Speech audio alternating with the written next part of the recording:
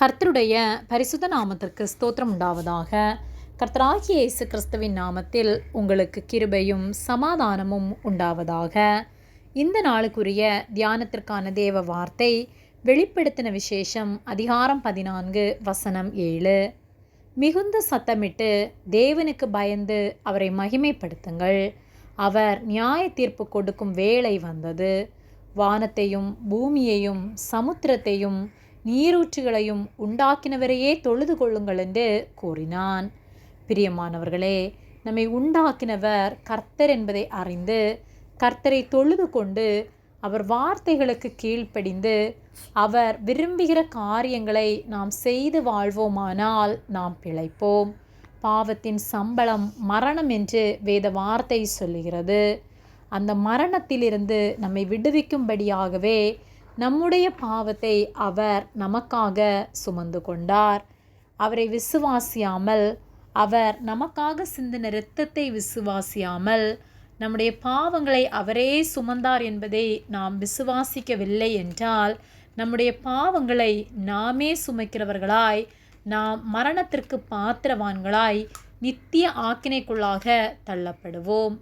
ஆனால் எனக்காக என்னை உண்டாக்கின தேவன் வந்து என்னுடைய பாவங்களை ஏற்றுக்கொண்டு தம்முடைய விலையேறப்பெற்ற இரத்தத்தை எனக்காக சிந்தி என்னை மீட்டு கொண்டார் என்று விசுவாசித்து அவருடைய வார்த்தைகளுக்கு கீழ்ப்படிந்து நாம் வாழ்வோமானால், நம்மை பரிசுத்தமாய் காத்து கொள்வோமானால் நித்திய ஜீவனை பெற்றுக்கொள்ள முடியும். வெளிப்படுத்துதல் 14:7 மிகுந்த சத்தமிட்டு தேவனுக்கு பயந்து அவரை மகிமைப்படுத்துங்கள். அவர் நியாய தீர்ப்பு கொடுக்கும் வேளை வந்தது. வானத்தையும் பூமியையும் சமுத்திரத்தையும் நீரூற்றுகளையும் உண்டாக்கினவரையே தொழுது கொள்ளுங்கள் என்று கூறினான் என்று சொல்லப்பட்டுள்ளது.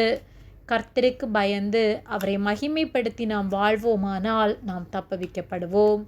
நியாய தீர்ப்புக்கான வேளை மிகவும் சமீபமாயிருக்கிறது.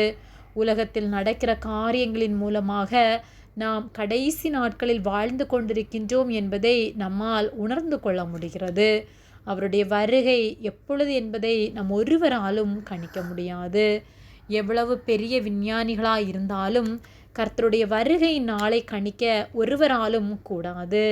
அவரை தவிர வேறு ஒருவரும் அதை அறியார். ஆகவே எப்பொழுதும் நாம் ஆயத்தமாய் அவருடைய வருகைக்கு காத்திருக்க வேண்டும்.